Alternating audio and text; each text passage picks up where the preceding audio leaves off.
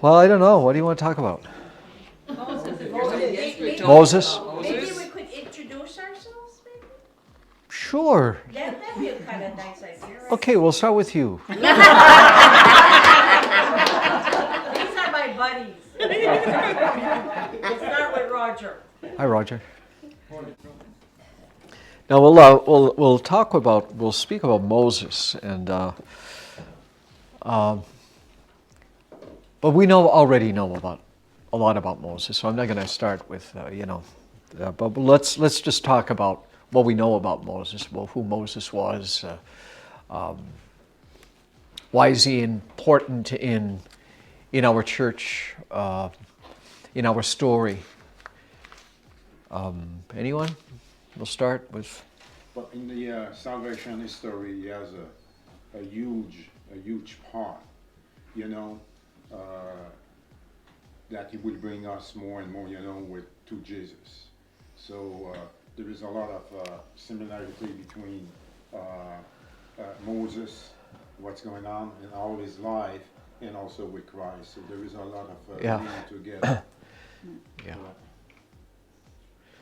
But I'm glad you mentioned salvation, the salvation story, because it's all about salvation. Yes. Yeah. About Moses, I mean, he was Hebrew. We know that. His birth, anyone? He was adopted at a young age because they would have killed him. They were killing all the young babies, so his mother came Right. down the river. And he was raised by a king because the daughter brought him there. That's right. Yet his mom was the one that nursed him. She was a maid or something. Yeah, he was Hebrew, born in Egypt, of Hebrew people, because the Hebrews had been in Egypt now for about 400 years, and they had been multiplying. They had not been defeated by the Pharaoh, by Egyptians. They kept on having children, and the families were getting very big, and Pharaoh was sort of frightened by these numbers of people. It was very threatening. It was threatening to him, and what will become of these people? So that's when he ordered that the boys would be killed at their birth, so that would not be as many of those Israelites. It was sort of a genocide, basically. And the mother of this boy, actually the midwife, put him in a basket and put him in the Nile River, and it was discovered by the Pharaoh's daughter and brought to the. Actually, Moses became quite important in the court of Pharaoh.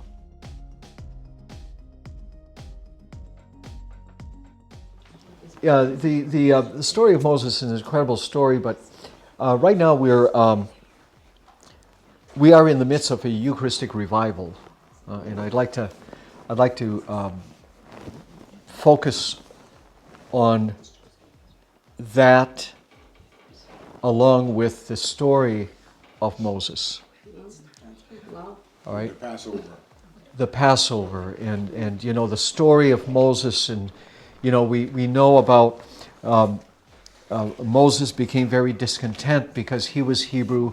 Hebrews were treated poorly, and he wanted to do something about it. And one day he struck an Egyptian, and of course the Egyptian died, and he tried to hide it, and he tried to bury him, and then he fled. He fled to the land of Midian, and there he will meet his wife, and while tending his father-in-law's sheep, he became a shepherd. The link between Jesus and Moses, all right, is called typology. It's a type. And we find these types throughout the Old Testament, a type of someone in the New Testament.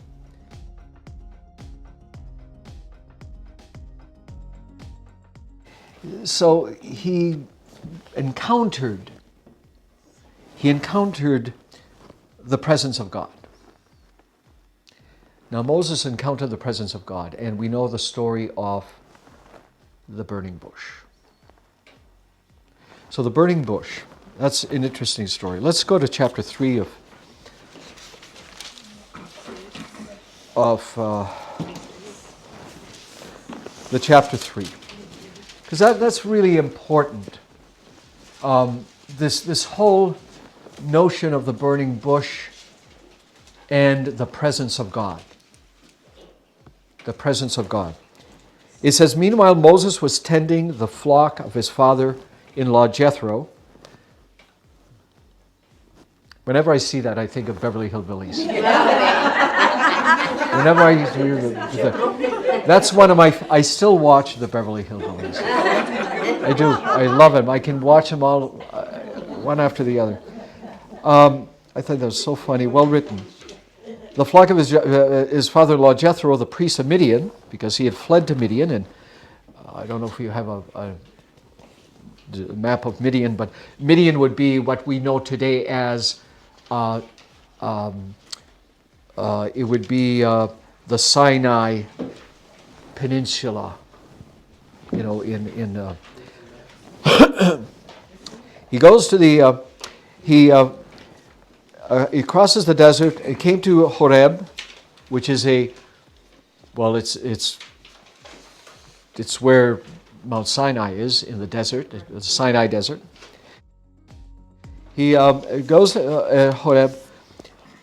There an angel of God appeared to him in a fire flaming out of the bush. So the fire flaming out of the bush, so the bush really wasn't burning. As he looked on, he was surprised to see the bush, though on fire, was not consumed. So Moses decided, I must look further at this remarkable sight.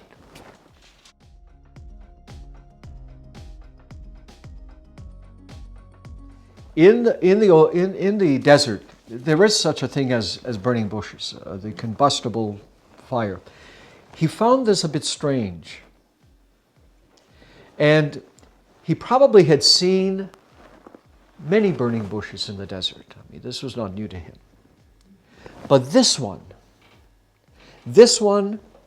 struck his attention. And he moved closer to it. Now let's think about our own experiences in life.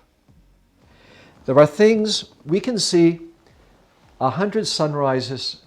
We've all seen hundreds of sunsets. Or for me, let me tell you a story. I was once in Sugarloaf. It was a teachers' convention, and I was there in the fall. And early in the morning, I'm an early riser, so early in the morning before the sun rose, I left and I started up the mountain. And when I was about halfway up the mountain, the sun was rising, and if you're on Sugarloaf, way in the distance is Mount Bigelow. Now this is many years ago. As a matter of fact, there were dinosaurs still in the roaming Frenchville. That's how long ago it was. And I get to halfway the mountain, and the sun is rising, and I sit and I encounter. Now, I've seen a lot of sunset rises because I'm an early riser, and I see a lot of sunsets. But this one, I still remember. I still remember because it was. I felt truly the presence. Now, you probably have had, if you think back, an experience such as this, where you encounter. I remember, but the first person I as a priest, I've been a priest now for 20 years. This is my 20th year in June. And I remember going, was assigned to Caribou. My first assignment with Father Labrie was there. I suffered there for 5 years. I didn't even know about that.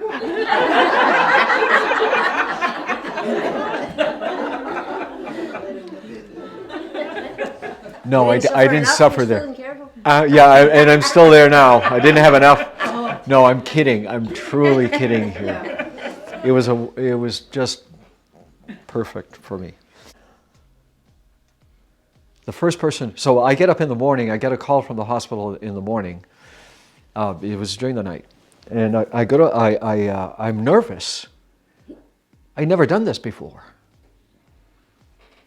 So I get dressed and I'm all nervous and I get in my car and I Hail Mary all the way to the hospital.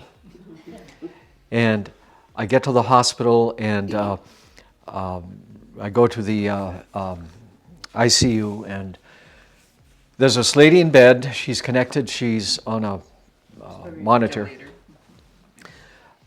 She's on a monitor. She's no, just oxygen.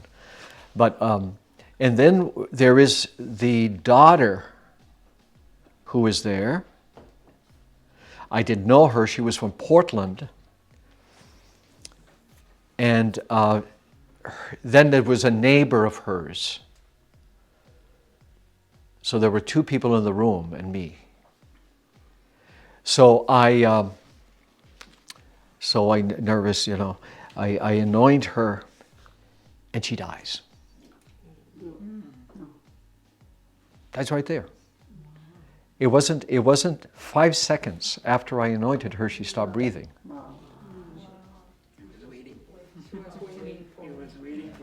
Now, that's an encounter. It changes your life. Then I find out when I speak to the daughter, her husband had been at my ordination.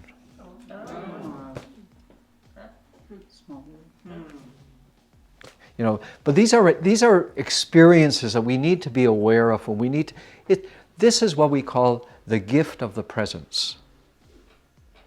It's the gift of the presence of God. Now think of you know what I mean.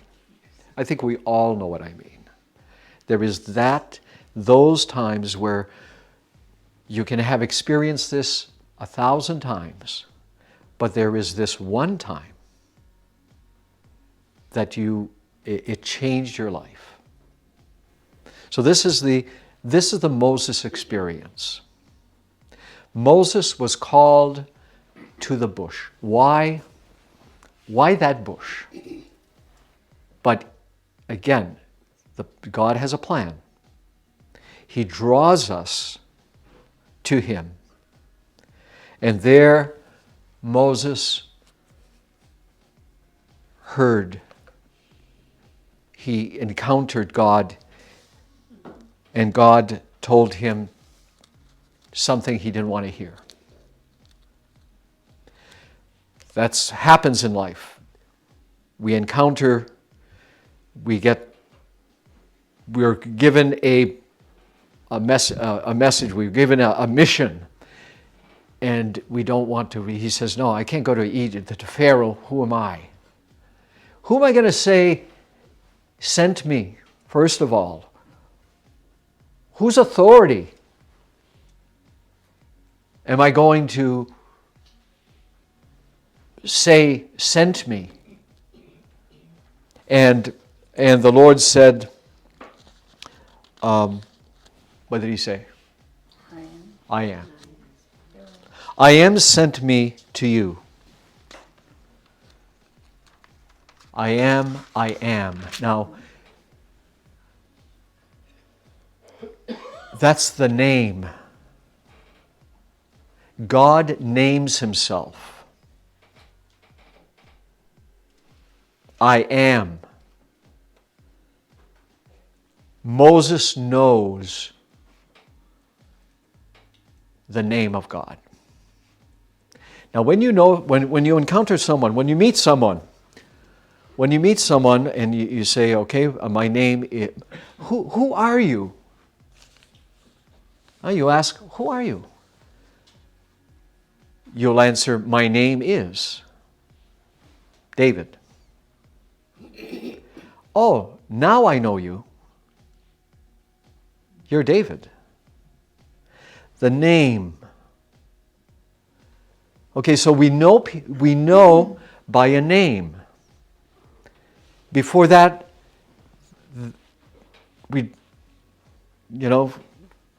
but God gave him his name.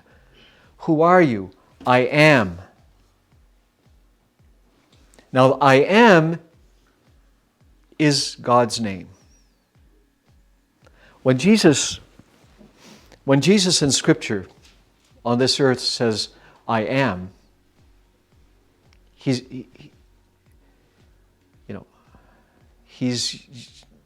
revealing who he is. Who are you? I am. I am with you. I am with you. God is with you. That's the name of God. Because God simply is. What concept do we have of God?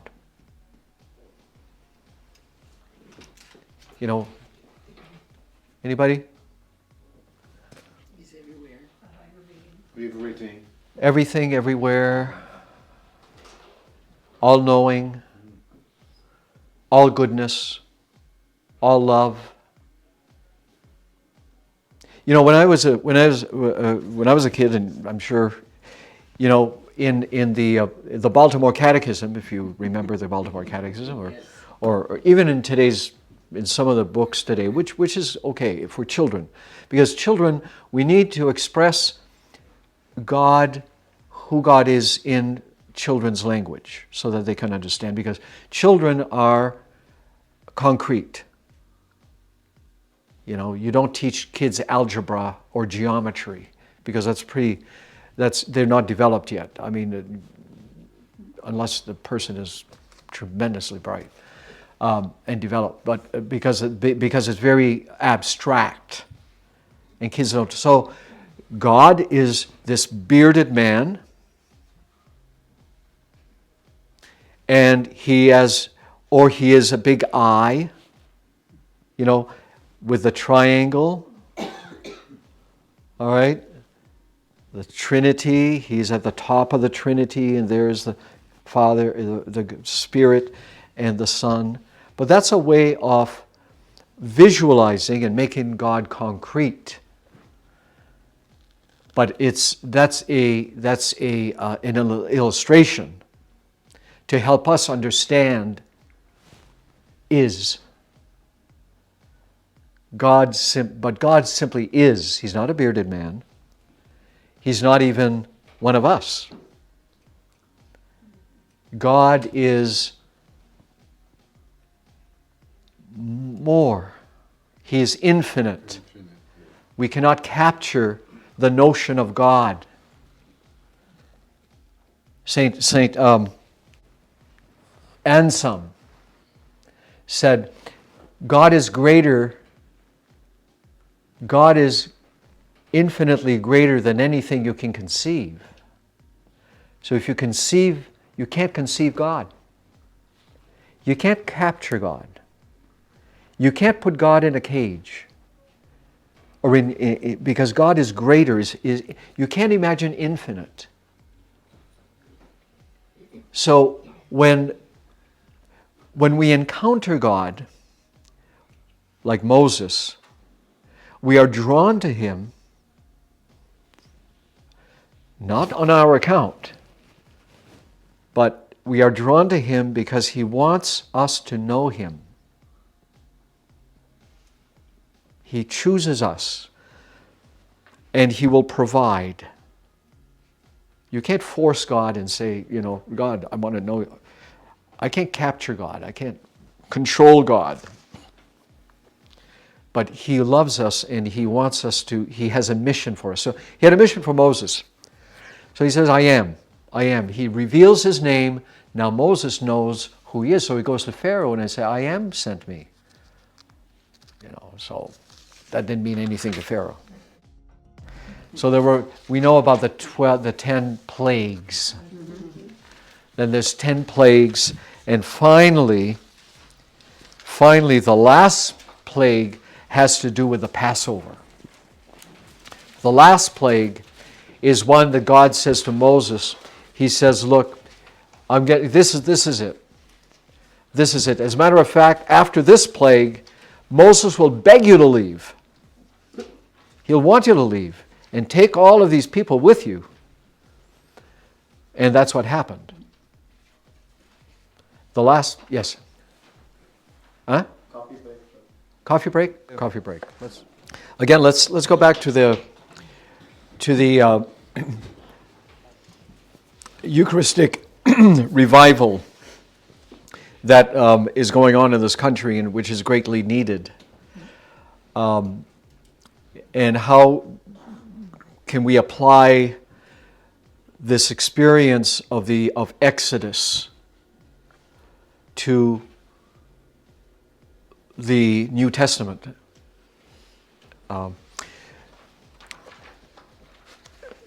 One word that we need to understand and we need to is the covenant.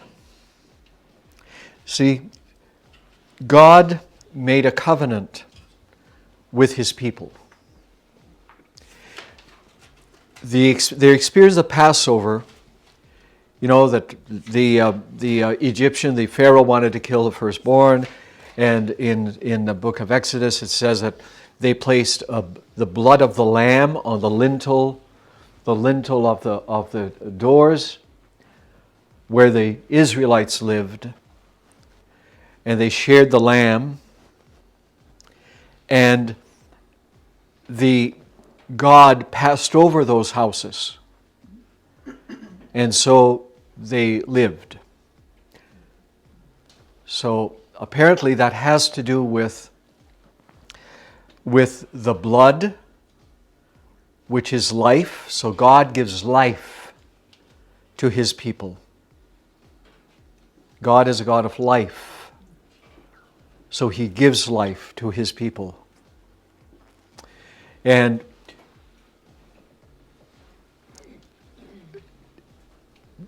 they leave and they cross the Red Sea. He frees His people from slavery. So they go from Egypt as slaves, and Pharaoh says, leave, and they leave, and then Pharaoh has thinks about this again, and he sends his chariots after the Egyptians to bring them back, to capture them. Moses, they get to the Red Sea. God says, take your staff, hit the water parts. Okay? I think of Charlton Heston in the movie. And the water parts. The Israelites are being freed from slavery. And they cross dry shod. Dry shod, they don't sink. Their feet are dry. Dry shod to the other side, and then the waters come back. And the Egyptians are drowned, according to the story in Exodus. But the important part is this salvation, this freedom that God provides for His people. He frees them from slavery.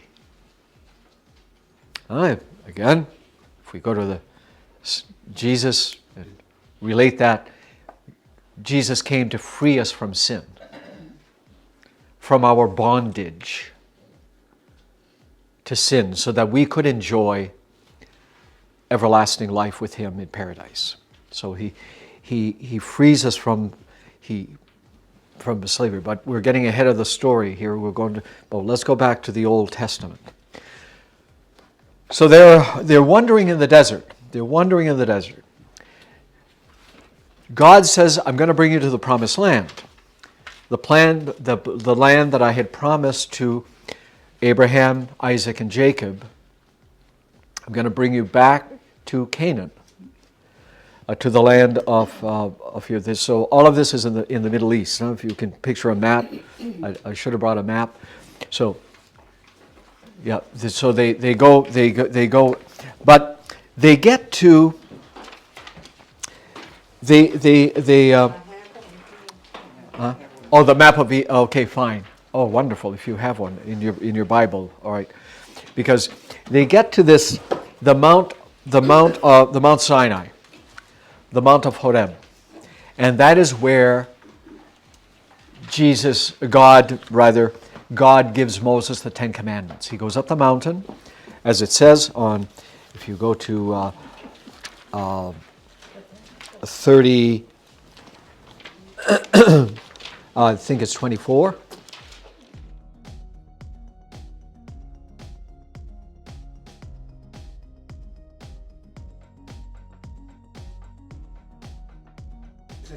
Right. And this is basically the route that they took from, this is Egypt. They took the route, and they get to Sinai, and that is where God gives Moses the Ten Commandments. On the 20th, chapter 20 of Exodus. All right, they get to Sinai, their arrival, and then it says on verse 16, there's another presence here. On verse 16, it says, chapter 19 chapter 19, verse 16. On the morning of the third day, there were great peals of thunder and lightning and heavy cloud over the mountain, and a very loud trumpet blast. But Moses led the people out of the camp to meet God as they stationed themselves at the foot of the mountain.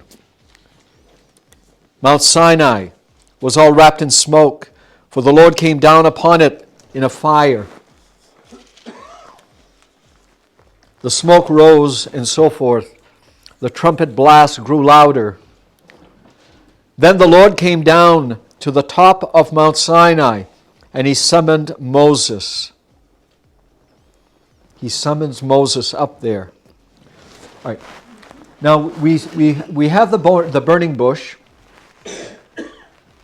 and we have God's presence is made known. As a matter of fact, His name is made known to Moses. I am. And here is another example of what we call a theophany. A theophany.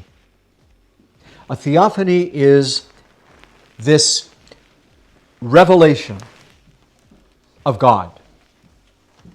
God manifests Himself in history.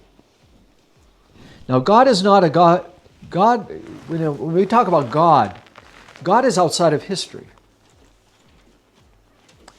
All right, because God is eternity. Time doesn't exist. Time doesn't exist. But here we will see that God, in these theophanies, He comes down and He comes into the history of the people of Israel. Because God is a God of salvation. So He makes Himself known. He comes down and He he is present to the people of Israel. It's called, this encounter is, they're theophanies. Another theophany in the New Testament that we're very familiar with are the Magi, when they go to the manger and they encounter the baby. But it's a theophany. It's not just a baby, it's the Messiah. They recognize God is made present. So, when you hear a lot of times that people say, "Well, I'm spiritual. I'm spiritual, but I'm not religious." It's not a question. It's not the way that we understand. So were the Egyptians. They were spiritual. Because they believed, but God was far away. There were many gods, as a matter of fact. When we talk about God being present, making himself present, that's the God. And he made himself present completely in the blood of the Lamb, Christ on the cross. God is, this God in the time of Moses was not a God of other people. It was a God of Israel. The Israelites, the 12 tribes of Israel, believed that God was their God. It was a personal God. It was not the God of those other people. It was their God. And so on Mount Sinai, they receive the gift of God. And God says, follow the commandments, and I will be your God, and you will be my people.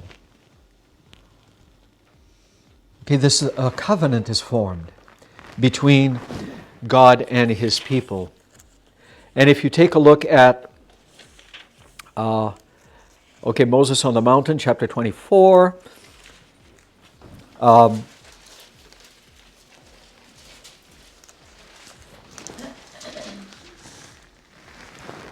if you take a look at chapter 14, 4, verse 4 of chapter 24, Moses then wrote down all the words of the Lord, and rising early the next day, he erected at the foot of the mountain an altar and 12 pillars for the 12 tribes of Israel. Then, having sent certain young men of the Israelites to offer holocaust and sacrifice young bulls as peace offerings to the Lord, they would offer these sacrifices to the Lord. Remember the blood on the lintel? For the Israelites, blood is life. It's life. So, Moses took half of the blood. They slaughtered the animal. He takes half of the blood, puts it into a bowl, and he pours half of the blood on the altar, and then taking the book of the covenant, he reads it aloud to the people. And the people answered, this is the covenant, all that the Lord has said, we will heed and do. Then he took the blood and sprinkled it on the people.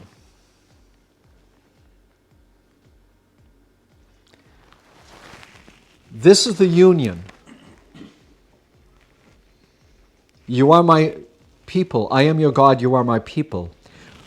We share life. Blood is life. So we share life. God is a God of life. So you are my people. You and God is saying, you are my special people. You are part of me. This is the blood of the covenant, which the Lord has made with you in accordance with all these words of his. Moses went, okay, so Moses is, so this is the covenant which is sealed. Now the Israelites encamp there. They encamp there. These were, of course, they roamed the desert. You know, this is where the Israel is. This is Canaan. So this is the land that was promised. All right, this is Canaan, or Israel today, Palestine. And here they are. So for 40 years they roamed the desert. The Great Sinai Peninsula, then into Edom and Moab. And finally, he gets there. This is the Red Sea, the Dead Sea. And they get to the edge of the Dead Sea here, and they will, you know, the Israelites will enter the Promised Land. But that's in 40 years. Now I'm getting ahead of my story. So, all right. So they encamp there, and they build a tent, a dwelling. They build a dwelling. And I'd like to share with you an image of what it looked like. We have the video ready anytime you tell me. Yeah. But we're going to look at this first.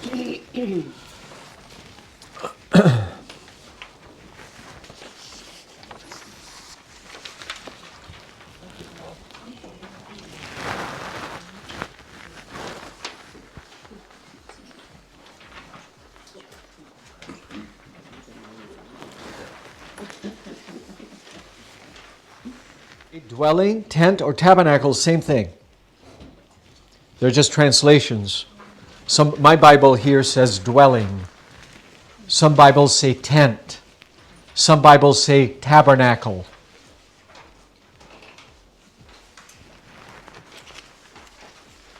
But if you look at this side first, they settle there. And they encamp around this tent, and this dwelling has a courtyard,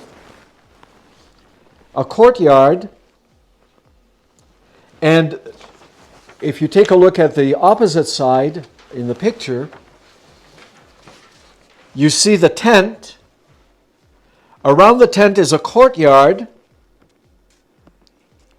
Around the courtyard are the tents for the people. It's a village. Okay, tents. They're nomads. Nomads live in tents. They travel. They pick up their tents and they move. And so they're there. They build this tabernacle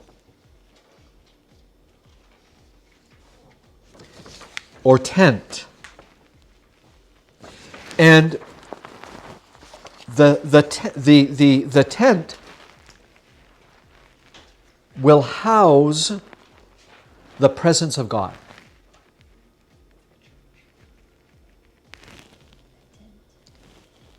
They build, as it says in Exodus, they build an ark, a box. They build a box according to the specification told to Moses by God. It will be this big. Even the tent. If you look in the scriptures, if you look at the page there with you see the tent. You know, it's 45 feet by 15. It's 45 feet or 15 meters by 15 feet or 4 meters. So this is from Scripture. But at this time, They had the 10 Commandments. Yes. Yep. They have the 10 Commandments. Does he- The 10 Commandments back for... up, it came back down. Yeah. So does he have? They have it. They have it. They have the 10 Commandments that we skipped, the coming him down and God, Moses being angry and the golden calf, and that's why we skipped that part. But now they have the 10 Commandments, and they're on stone tablets, and God says, build me an ark, Okay. cover it with gold. On top of the ark, there was a lid. On top of the lid are two angels whose wings are like this. I mean, it's all explained. It's all in Scripture. Oh, yeah, it's right there. Yeah, right. Okay. Yeah, that's the ark. So there's the ark. And inside the ark is the presence of God. The God of Israel. Not the God of somebody else, no. This is a personal God of Israel, the God of Israel. And they put the ark in there, and they and if you take a look at the diagram below, okay, there is a gate. If you look at the east here, the east, you enter the tent, the courtyard, and the first thing that you encounter is the altar of sacrifice. Because they sacrifice animals to God. They burn them. They burn animals as an offering to God. And it's the altar of sacrifice. And as you move forward towards the tent, you encounter the laver. Now the laver was where the priest would wash his hands.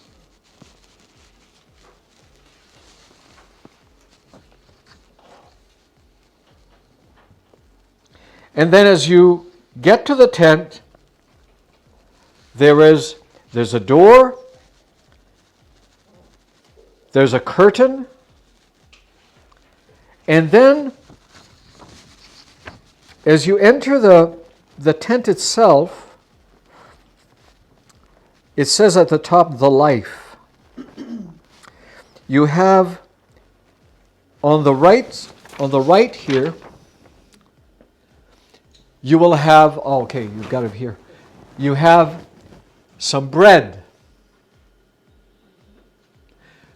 Now the bread, there are 12 loaves of bread there. And they represent the gift of the 12 tribes of Israel to God. There are 12 cakes of bread.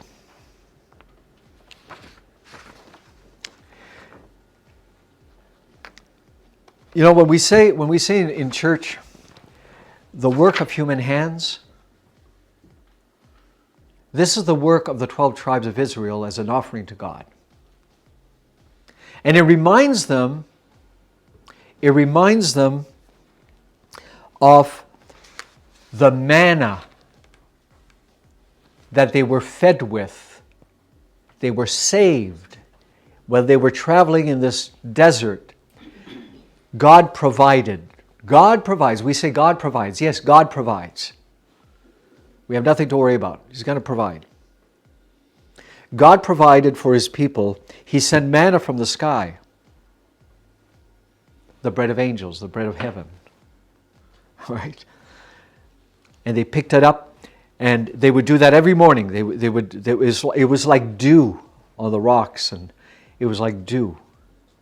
And they picked it up and they would eat that. He provided quail as well. Birds, quail. And so God provided them. And in order for them to, as an offering of thanksgiving and in remembrance, they had put 12 loaves of bread on the table there to the right. This is all of the instructions are in here. They tell you exactly. In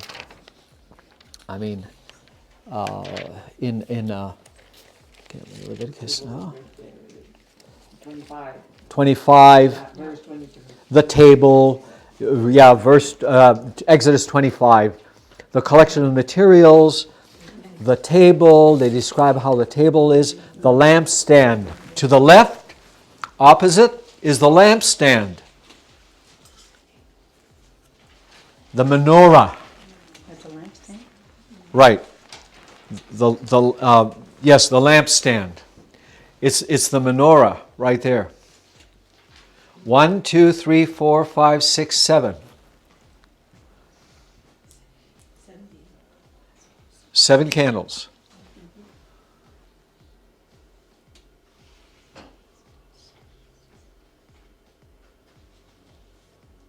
If you take a look at the Passover earlier, it mentions the 7 days where they would light candles before the Passover. Okay. So we have the altar of sacrifice. This was like a grill where they burned the animals. Then they would go to, you'd enter the altar of sacrifice. Then you have the laver where you wash your hands. Now, not everybody entered the tent here. Moses entered the tent. Aaron, the priest. So, as you enter, you continue. Okay, the laver is here. See, the priest is all dressed up in his fine clothing here. He washes himself before he enters the curtain into the tabernacle. But then you get here, there's another curtain. And that is called the Holy of Holies. This room contains the Ark of the Covenant. It's the Holy of Holies. Nobody enters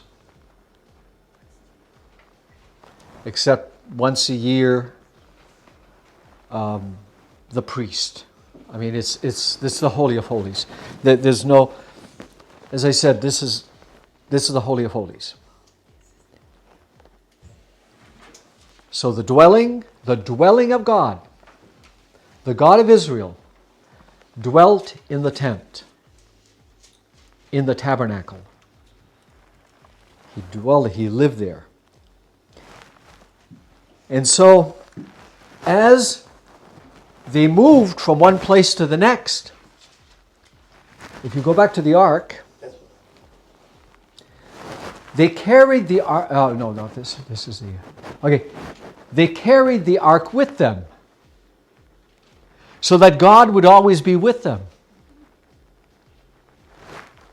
So they moved from one place to the next. They would carry this ark and to the next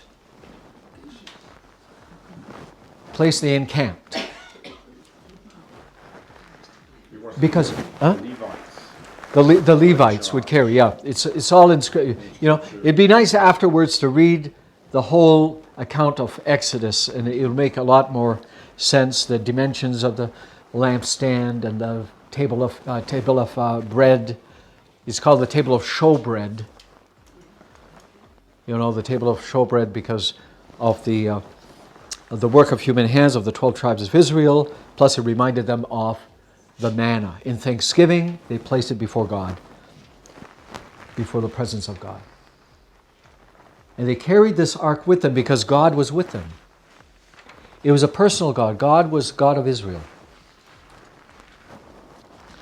Now, what I'd like to do now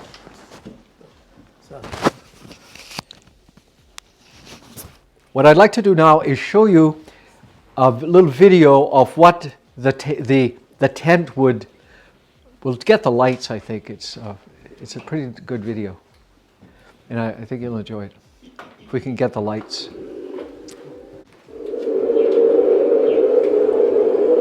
Mount Sinai.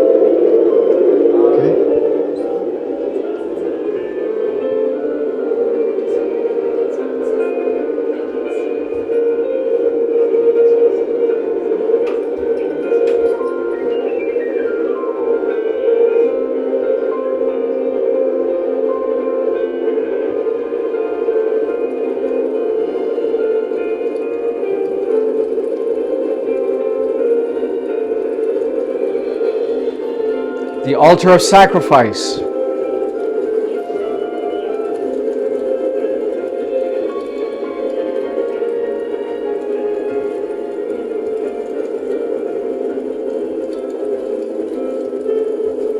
The laver.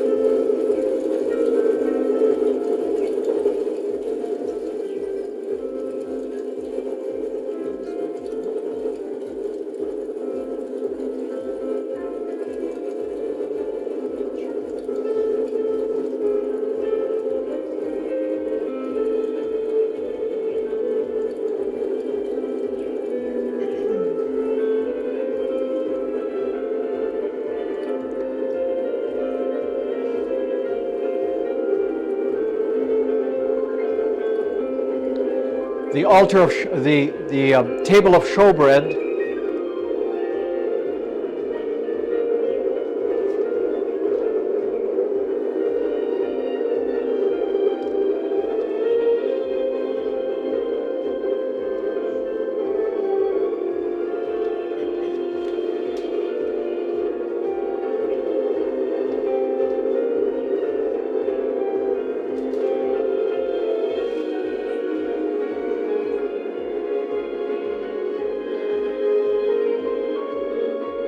The lampstand or the menorah.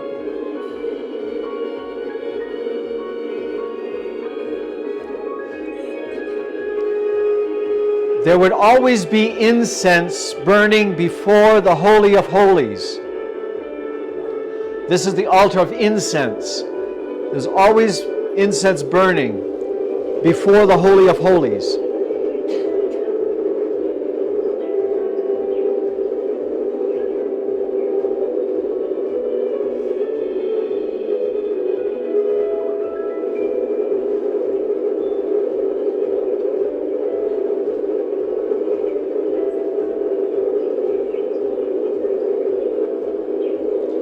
There's the Ark of the Covenant, the presence of God.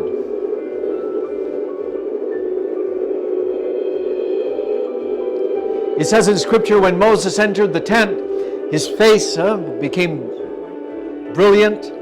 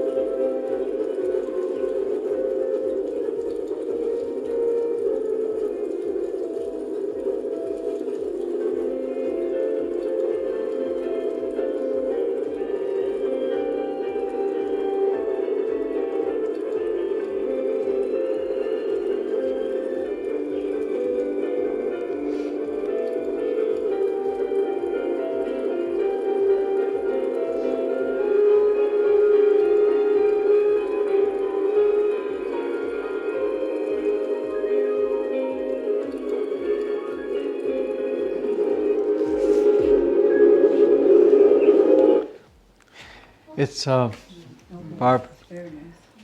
But you know, so today if you would enter a synagogue, a Jewish synagogue, you would see the table of showbread, the menorah, and before there is not the Ten Commandments, because the Ten Commandments were stolen, huh? By the Philistines. If you continue reading the story here, they're going to lose the ark. Yes. And then Indiana Jones will go on search for the Ark of the Covenant. It's true. Movie buff in front of us. No. And Petra. huh? Petra. And Petra. Yes. But when I was looking at that, Father, and you look at our church today, when you see the relation is so like that, the reverence that we need to have when you have the manna, Correct. and you know the Eucharist and the candles that we have, the incense is so all like that, you know. Did you get this? Yes. See, our roots are Jewish roots. Our roots are rooted in the Old Testament. And let me read this to you. Both manna and the law of the Ten Commandments, both manna and the law are sacraments of God's personal presence. When you receive a sacrament, you are receiving God's personal presence. When I anointed the lady, that first anointing that I did, the Lord was present to her. It's a sacrament. The presence of God, the touch of God. And yet, God seeks to dwell even more intimately with Israel. So Moses is instructed to build a tabernacle. This tent or dwelling of God's presence will accompany Israel on its sojourn through the desert to the promised land flowing with milk and honey. The presence of God. In this tent of presence is the Ark of the Covenant, which holds the tablet of the law, as well as the bread of presence, a memorial of the manna from heaven. And on top of the ark, of course, is the mercy seat with the angels. But this is what it says. This little book here. I'm doing this with a group in Caribou right now. But while God becomes more intimately present with Israel throughout the book of Exodus, the same is not true with the chosen people. While God becomes more intimately present with Israel in the book of Exodus, the same is not true with the people. The fledgling people must often painfully learn what it means to be present to God. Apply it to today. Yeah. Painfully. As Moses is receiving instruction from God for constructing the tent of presence, Israel is building a golden calf. The very gold that should have been used to construct the temple and the Ark of the Covenant was consecrated to an idol. Moses' brother Aaron presents this calf to the people, announcing, "These are your gods,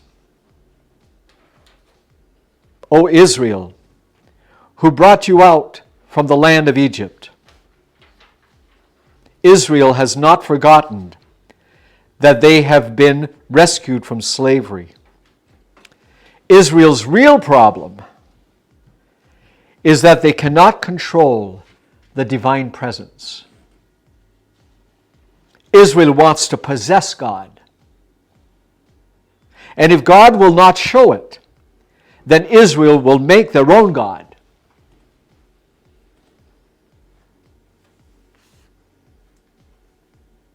One of the, Louis Boyer, who's a famous theologian, says, there could be no possibility of enclosing him, of having him at their disposal, even less at their mercy. The Shekinah, or the presence of God, which came down of its own free will upon the mobile tent of meeting, was always capable of withdrawing when they violated the covenant. Apply to today. We must return to the promise. We must return to this concept of covenant with God. And of course, in the New Testament, which is the next part of this book, the New Testament, we see how God, in His mercy, not only sent manna, He came down and became flesh and gave Himself. Eat, drink. This is my body, this is my blood. Whoever eats this body and bleeds the blood will have everlasting life. So, not only do we become in the Eucharist, not only do we sense the presence of God, like in a beautiful sunset, we become what we eat. God becomes in us a dwelling. We become the tent. One of the problems today, not only today, I mean, there's always been some issues with faith, but is that there is this, we call it a dichotomy, a split between how we experience God, okay, the beautiful sunset, and how we treat the presence of God in our neighbor. The people of Israel, and if you look at the rest of the covenant, the rest of the books of the Old Testament, you know, the prophet Amos, for example. The prophet Amos, he would tell the people to turn back, to turn of their ways, because the people of Israel, had become oblivious to justice. They would make money off the poor, and yet they would go to the temple. They would go to the temple, and that's fine. But in their daily life, they would rob the poor to become wealthy. They're not walking the covenant. Just like in the Old Testament of Exodus, when the Israelites decided, well, we want to capture God for ourselves. We're going to build a calf, a golden calf. That is our God. You know, they had forgotten the covenant. We perhaps have forgotten the new covenant. And that we are, the church is, we personally, as a parish, as a community, as a universal church of God, we are the temple of God on earth. And we have to treat each other as if the other were our brothers and sisters. That's the difference between the New Testament and the Old Testament. God dwells in us now. He is part of us. We become what we eat. And the more and more we receive the Eucharist, the more we become. But we have to live it now. So that's all I have. On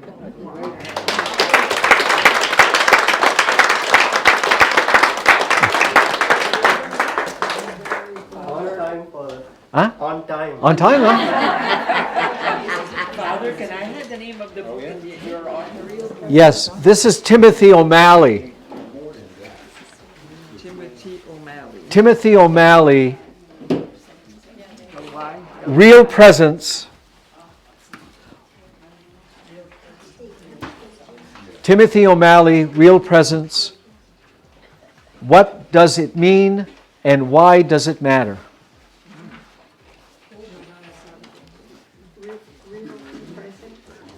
Real Presence. What does it mean and why does it matter? Father, on behalf of the CLC and on behalf of all the students of our Bible class, I'd like to sincerely thank Reverend Father Dave Raymond. I just asked him last week. No, not last week, 3 days ago. Yeah, on Friday. On Friday I asked him. We sincerely thank you, Father. And no one would have explained it so better. Come again. We'll be looking forward to seeing you again with another person. Thank you so much for. We're very grateful. You're welcome.